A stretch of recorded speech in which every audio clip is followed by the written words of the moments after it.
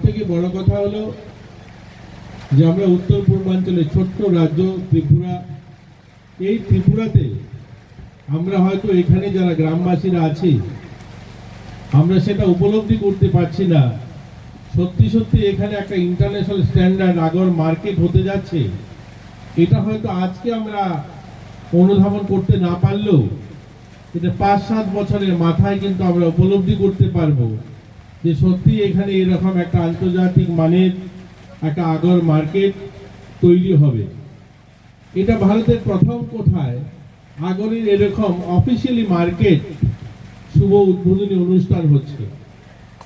আসামে মার্কেট রয়েছে, আসামে আগরের বাজার রয়েছে, কিন্তু সেখানে বৈধ মার্কেট অর্থাৎ সরকারি ব্যবস্থাপনায় বা সরকারি অনুমোদিত কোনো মার্কেট এখনো নেই।